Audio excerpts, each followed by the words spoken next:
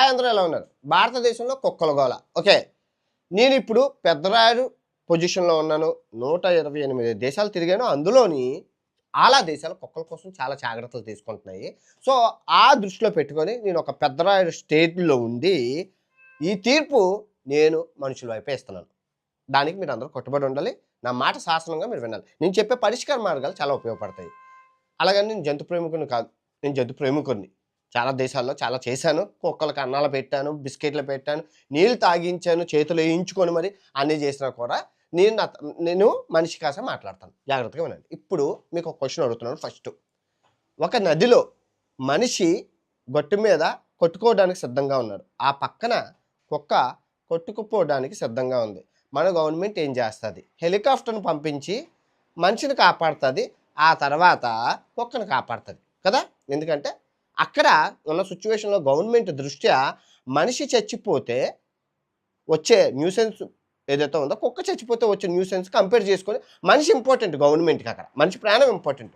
కానీ జంతు ప్రేమికులు ఎవరైతే ఉంటారో గుర్తుపెట్టుకోండి, జాగ్రత్తగా ఉండండి. జంతు ప్రేమికులు ఎవరు ఉంటారో అదే సిట్యుయేషన్‌లో నువ్వు మనిషిని కాపాడుతావు, కుక్కని కాపాడుతావు అంటే ఫస్ట్ వాళ్ళు కుక్కనే కాపాడతారు. ఎందుకంటే వీళ్ళు మనిషి కన్నా కుక్కకి రెస్పాన్సిబిలిటీ.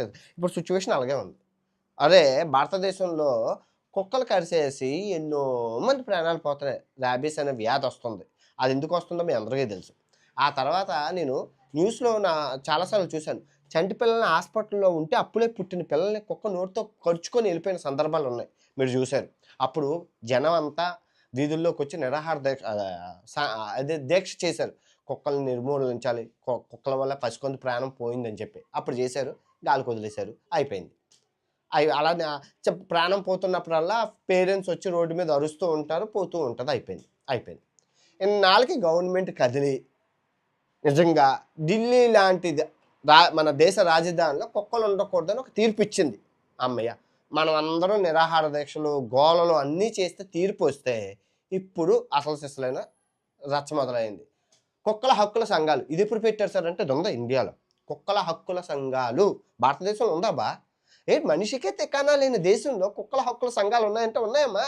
జంతు ప్రేమికులు వీళ్ళందరూ కలిపి ఆర్గనైజ్ చేశారు. అవును, కుక్కల హక్కులు అంటే కుక్కల కోసం అవి మాట్లాడలేవు కదా, కాబట్టి వాటి తరపున ఈ జంతు ప్రేమికులు సంఘాన్ని ఏర్పాటు చేసి కుక్కల హక్కుల సంఘాలు అని పెట్టుకున్నారు. వాళ్ళు ఇప్పుడు నోరిప్పారు. Save dogs. ఇప్పుడు ఢిల్లీ కోర్టు ఏం చెప్పింది? కుక్కల వల్ల 30 లక్షల కేసులు నమోదులయ్యాయి ఒక సంవత్సరంలోనే. అంటే 30 లక్షల కుక్క కరిశాయి.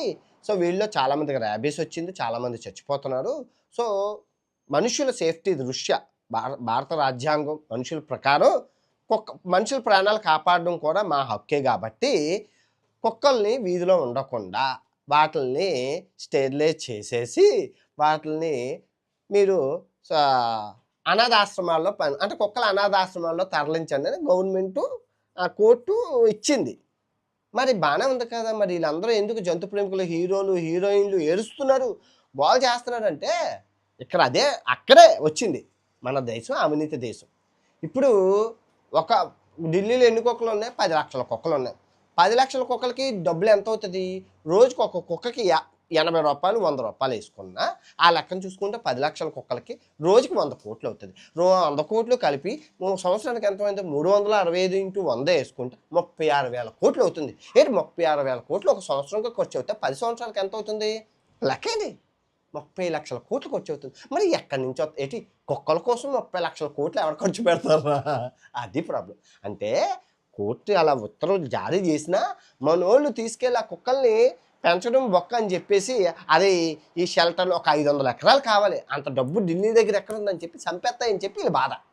వీళ్ళు కుక్కల్ని సేవ్ చేస్తామని తీసుకెళ్ళి చంపేస్తారు, అమ్మ బాబా అనేసి వీళ్ళు బాధపడతారు. ఇప్పుడు నేనేం చెప్తానంటే నేను చాలా దేశాల్లో చూశాను కుక్కల్ని. చాలా దేశాల్లో కుక్కలు లేవు రోడ్డు మీద. ఇప్పుడు నేను ఉంటున్న దేశంలో కుక్కలు ఎక్కడ కనబడలేదు. నువ్వు ఎన్ని ఈదులు తిరిగినా ఒక్క కుక్క కనబడలేదు. ఎందుకంటే గవర్నమెంట్ జాగ్రత్తలు తీసుకుంది. చాలా దేశాల్లో కుక్కలే కనబడవు. కొన్ని దేశాల్లో కనబడతాయి కానీ ఆ కుక్కలకి చెవులకి ఎల్లో కలర్ స్టిక్కర్ ఉంటుంది. మెల్లో కర్చీఫ్ ఉంటుంది. మెల్లో ఒక రేడియం స్టిక్కర్ ఉంటుంది. అంటే ఈ కుక్క స్టెరిలైజ్ చేయింది. అంటే కుటుంబ నియంత్రణ ఆపరేషన్ చేశారు. ఈ కుక్కకి ర్యాబీస్ వ్యాక్సినేషన్ వేశారు. ఇవి ఫ్రెండ్లీ డాగ్స్ అని చెప్పి. సో వాటికి గవర్నమెంటు రోజు కుక్కల వ్యాన్ వచ్చి ఆహారం కూడా పెడతది మనుషులు పెడతారో పెట్టకపోతారో. సో అవి ఆహారం తిని ఆ వీధిలో ఉంటాయి, ఎవరిని కరవు. కానీ మన భారతదేశంలో జరుగుతున్న ప్రధాన సమస్య ఏంటంటే, భారతదేశంలో ఏదైనా చిరిగి గాలివాన్ అయినాక పట్టించుకుంటారు. ముందు ఎవరు మొదల్లోనే ప్రాబ్లము మొదల్లోనే తుంచిరు. అది మహావృక్షం అయ్యాక రచ్చరంబోలో అయ్యాక అప్పుడు రెస్పాండ్ అవుతారు. ఇప్పుడు అదే జరిగింది. మన గవర్నమెంట్ మీకు తెలుసో లేదో మున్సిపాలిటీ అండర్లో కుక్కల నియంత్రణ ఆపరేషన్ కోసం ప్రతి రాష్ట్రము ప్రతి దేశం బోల్డ్ డబ్బులు ఖర్చు పెడుతుంది. మీకు తెలుసా?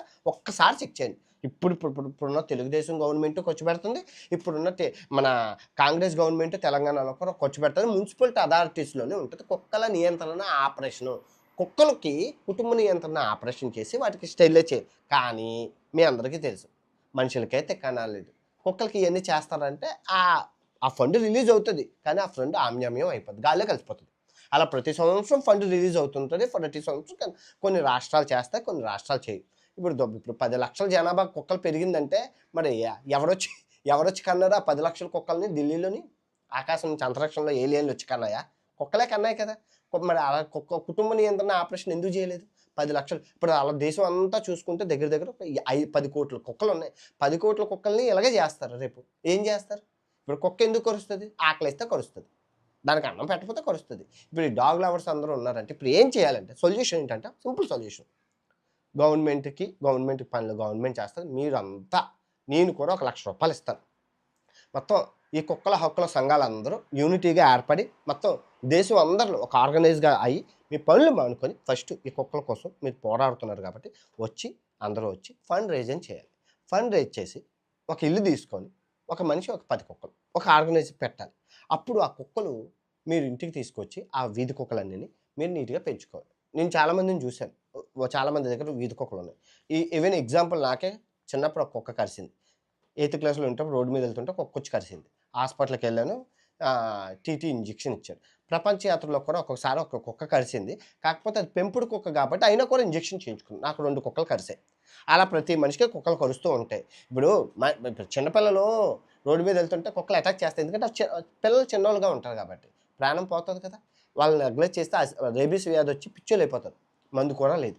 అంతేనా? సో మనం అది కూడా దృష్టి పెట్టి కుక్క అవ్వ కావాలి, బొవ్వ కావాలి, కుక్క కావాలి, మనిషి కావాలి. కాబట్టి కుక్కల కోసం మీరు అందరూ ఆర్గనైజేషన్ ఇప్పటి నుంచి చేయండి. ఈ కుక్కల హక్కుల సంఘాలు వచ్చి ఇప్పుడు మీరు ఏమంటున్నారు? కుక్కలు వదిలేయండి అంటున్నారు. మరి కరుస్తున్నాయి కదా, దానికి సొల్యూషన్ ఎవరు చెప్తారు? పోనీ మీరు ఏమైనా జూలు కుక్కలకు బదులు వీధి కుక్కలను పెంచుకుంటారా? పెంచుకో. అందరికీ లేబడాగులు కావాలి, ఆడాగులు కావాలి, పప్పీలు కావాలి, అప్పిలు కావాలి, పియాకాలు కావాలి, కయామాలు కావాలి. మచ్చ అందంగా వాటికి వెటర్నరీ హాస్పిటల్ ఉన్నాయి, బ్యూటీ క్లినిక్లు ఉన్నాయి, అన్నీ ఉన్నాయి. వీధి కుక్కలను ఎవరో పెంచుకోరు. మీకు రూపాయి ఖర్చు ఉండదు. వీధి కుక్కకి రోగ నిరోధక శక్తి గట్టిగా ఉంటుంది. వ్యాక్సినేషన్ చేయించుకొని ఇంటికి ఒకరు పెంచుకోవచ్చు కదా, పెంచుకోరు. సో మనం అది అన్నీ మన మాటలకే కానీ మనం ఆచరణలోనే అవ్వదు. కాబట్టి విదేశాల్లో కుక్కలకి ఎంత కుక్కల బాత్రూమ్లు కూడా ఉన్నాయి. మీకు చూపించే చాలా వీడియోలో కుక్కల బాత్రూమ్లు ఉంటాయి. వారం వ్యాక్సినేషన్లు, నెలకి ఆర్గనైజేషన్లు. నేను ఇన్స్టాగ్రామ్లో ఎన్నిసార్లు పోస్ట్ చేసిన కుక్కల హాస్పిటళ్ళు సంఘాలు ఎన్ని ఉన్నాయి. అన్ని దేశాలు, ఎందుకంటే జనాభా తక్కువ, మన దేశంలో జనాభా ఎక్కువ. మనిషే రోడ్ల మీద బోల్డ్ మంది అలా తిండి లేక తిక్కానా లేక రోడ్ల మీద ఉన్నోళ్ళు ఎన్ని మంది ఉన్నారు. మనిషి ప్రాణానికే తిక్కానా లేదు. ఇప్పుడు కుక్కల ప్రాణం అంటే కష్టం. గవర్నమెంట్కి భారం కలిగించకూడదు. మన దేశం అభివృద్ధి చెందాలంటే స్వచ్ఛంద సంస్థలే ముందుకు రావాలి. మీరు స్వచ్ఛందంగా ముందుకొచ్చి కుక్కల హక్కుల సంఘాలందరూ ముందుకొచ్చి ఫండ్లు కలెక్ట్ చేసి మీరు మీ వంతు సాయంగా సెలబ్రిటీలు అందరూ ఒక 100 కోట్లు, 200 కోట్లు, 300 కోట్లు, 500 కోట్లు జంతు ప్రేమికులు అందరూ కలెక్ట్ చేసి మనిషి ప్రాణం పక్కన పెట్టండి. కుక్కల ప్రాణం ఇంపార్టెంట్. ఈ కోళ్ళు ప్రాణాలు, మనం చేపలు తింటాం, చేపల ప్రాణాలు, ఆవులు కోసేస్తున్నారు, వాటి ప్రాణాలు అవన్నీ పక్కన పెట్టండి. అవన్నీ సెకండరీ. అవి ప్రాణం కాదు. అవి ప్లాస్టిక్ బొమ్మలు.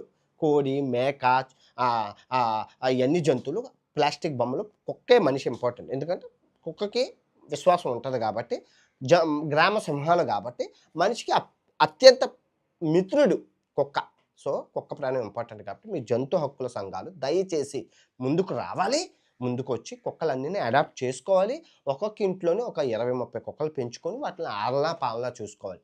అప్పుడు కుక్కల జనరేషన్ నెమ్మదిగా వాటి కుటుంబ నియంత్రణ చేస్తే ఇప్పుడు 10 లక్షలు ఉన్న కుక్కలు ఒక సంవత్సరానికి 5 లక్షలు అవుతాయి. 5 లక్షలు ఉన్న కుక్కలు ఒక సంవత్సరానికి 2 లక్షలు అవుతాయి. ఇంకో సంవత్సరానికి అలాగ ఒక 1000 కుక్కలకు వస్తాయి. ఒక ఢిల్లీలో 1000 కుక్కలు. ఇండియా అంతా కలిపితే వీధి కుక్కల సంఖ్య 10,000 అవుతాయి. ఇప్పుడు 10 కోట్లు ఉన్న కుక్కలు అలా సంవత్సరం కుటుంబమే ఇప్పుడు నేనే కుటుంబ నియంత్రణ చేశాననుకో నేను ఆట ఆడిన ఉపయోగం ఉండదు కదా! అంతే కదా!